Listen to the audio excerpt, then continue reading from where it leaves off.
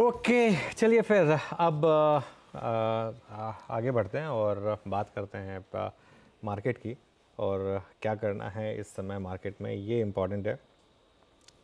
देखिए, पहले तो एक चीज़ जो आई थिंक इवन सेबी ने कहा है कि थोड़ा सा विवेक से काम लेने की ज़रूरत है और इन्वेस्टर्स को अब ये जो हिंडनबर्ग के एलिगेशंस हैं इनको कम्प्लीटली इग्नोर कर देना चाहिए। इसका कोई मार्केट पर सिस्टमिक रिस्क नहीं है, ये चीज़ समझकर आप काम करें। और सेबी चीफ ने सारे के सारे जो आरोप हैं उनको सिरे से उनका खंडन किया है। और आई थिंक हमें ना एक चॉइस अगर दी जाए कि हमें चुनना है बिटवीन टू इंस्टीट्यूशंस, मैं यहाँ पर एक चीज़ सिंपल बात बोल रहा हूँ, हमें यहाँ पे चुनना है बिटवीन टू इंस्टीट्यूशंस। एक इंस्टीट्यूशन है हिंडनबर्ग, जिसको कि कहा जा रहा है कि एक डिस्क्रेडिटेड इंस्टीट्यूशन, मतलब मेरे वर्ड्स नहीं है बट बहुत लोगों ने बोला है उनको, और जो कि एक शॉर्ट सेलर है जिनका मोटिव पैसा कमाना है। ठीक है, अगर कुछ गलत हुआ है तो उसके बाद भी वो पैसा बना रहे हैं, वो अलग बात है। और दूसरी तरफ है एक इंस्टीट्यूशन सेबी, जो आई थिंक इंडिया के बेस्ट रेगुलेटर्स में से एक है, जिसने इतने सालों से आई थिंक रिटेल इन्वेस्टर्स के लिए काम किया है। मुझे चुनना होगा तो मैं प्राइमा फेसी तो सेबी को चुनूंगा।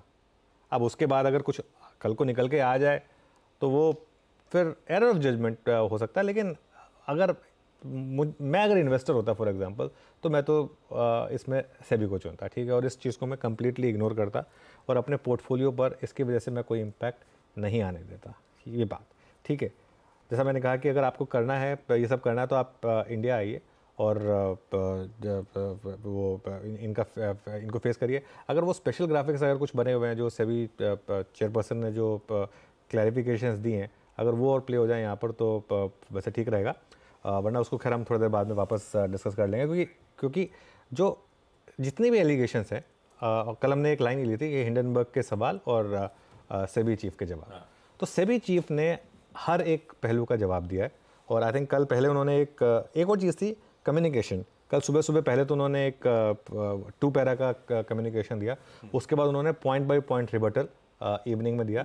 आई थिंक आज सुबह हिंडनबर्ग ने उनके रिबटल पर एक और वो रिबटल दिया है।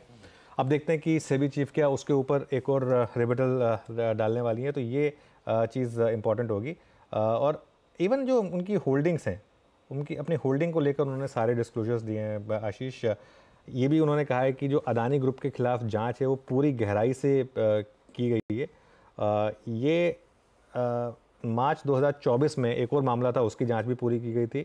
सुप्रीम कोर्ट तक ने माना है कि 22 मामलों की जांच हुई थी जो पूरी की पूरी हुई थी, और इवन जो आखिरी मामला है उसकी भी जो जांच है वो ख़त्म होने के कगार पर है।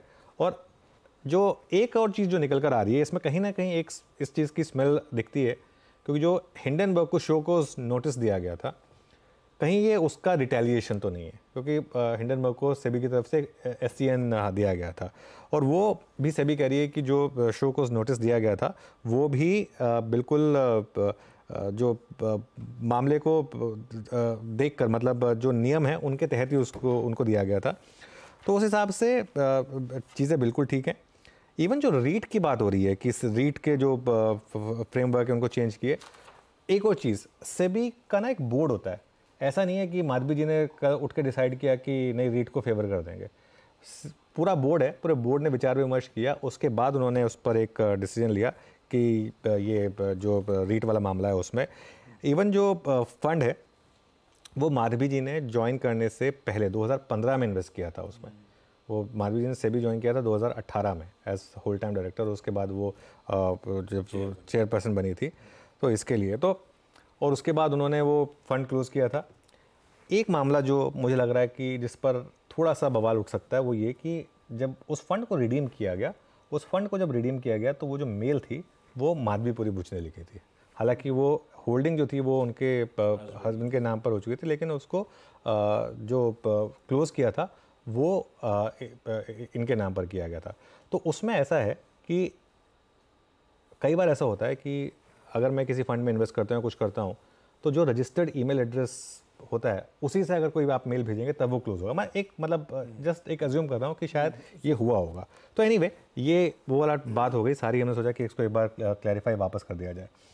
अब हम आते हैं कि यहाँ से मार्केट पर क्या करना है आशीष, क्योंकि ये सब ज़्यादा इंपॉर्टेंट चीज़ है। और आई थिंक कोई और सवाल अगर आपका है इस टॉपिक पर तो मैं उसको एड्रेस कर लेता हूँ, वरना मेरे